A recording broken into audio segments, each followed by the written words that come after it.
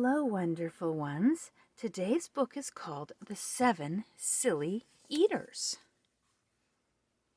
Not so long ago, they say, a mother lived just like today. Mrs. Peters was her name. Her little boy was named the same. Now Peter was a perfect son in every way except for one. When Peter was just 1 year old, he did not like his milk served cold. He did not like his milk served hot. He liked it warm, and he would not drink it if he was not sure it was the proper temperature. But Mrs. Peters did not mind. She was a mother sweet and kind, and when his milk spilled on the floor, she patiently prepared some more. She'd take the bottle from the shelf and chuckle softly to herself, "What a silly sort of eater is my darling baby Peter." When Peter had not yet turned 2, another baby, sweet and new, was born, dear Lucy, small and fair, with big blue eyes and curly hair. But long before this child was grown, she had opinions of her own, of what she'd eat and what she'd not. She hated milk both cold and hot, and warm was worst of all. Instead, whenever Lucy dear was fed, she bellowed for pink lemonade. Not from a can, oh no, homemade. But Mrs. Peters did not mind. She squeezed each lemon to its rind, and patiently preparing more, she'd take the lemons from the shelf and giggle softly to herself. What a silly pair of eaters are Lucy dear and Peter Peters. Now Lucy grew and Peter grew, till he was 3 and she was 2.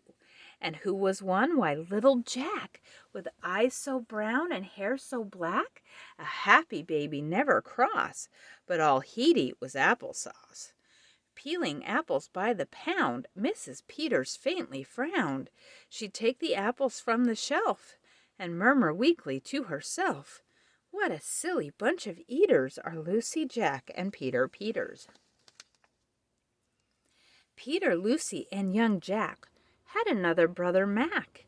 Mac was charming, round, and plump, but if his oatmeal was a lump, Mac would dump it on the cat. Mrs. Peters hated that. But since she loved her children 4, she'd strain the oatmeal 2 times more. She'd take it from the pantry shelf and mumble sadly to herself, "What a foolish group of eaters are all my precious little Peters." Before another year was through, who came along? Why, Mary Lou.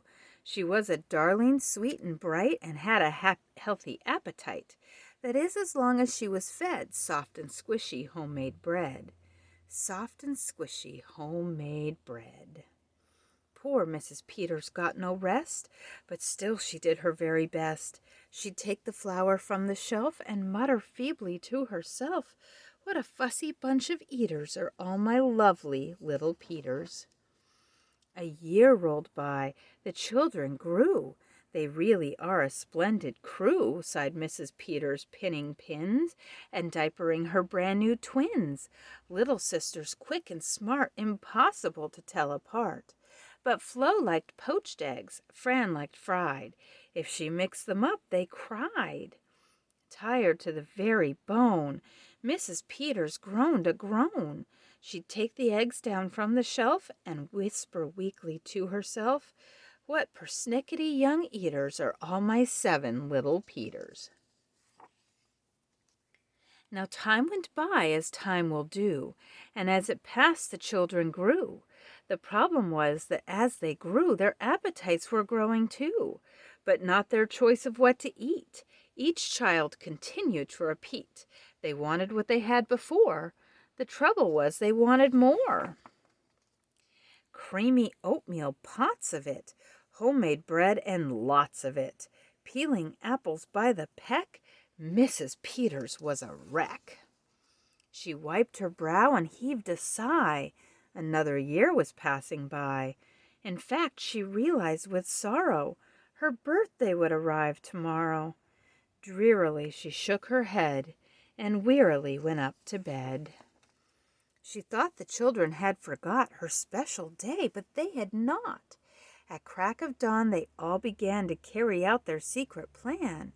Mrs. Peters would be fed a birthday breakfast in her bed. a breakfast made of all the foods that kept them all in such happy moods.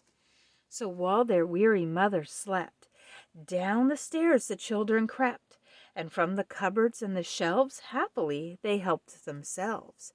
Cheerfully they chopped and stirred, preparing what they each preferred. But despite the pains they took, since nobody knew how to cook, to measure things or make them hot, the more they tried, the worse it got. First Mac's oatmeal turned out lumpy, which made poor Mac turn grim and grumpy. In fact, the lumps got him so cross he dumped them in Jack's applesauce. This bothered Jack so much he threw it in the dough of Mary Lou, who tossed the mishmash that made straight into Lucy's lemonade. And that put her in such a huff she poured the icky, sticky stuff into the double frying pan that held the eggs of Flo and Fran, who flung the hodgepodge on the spot into the milk in Peter's pot. But when they saw what they had done, they wished they never had begun.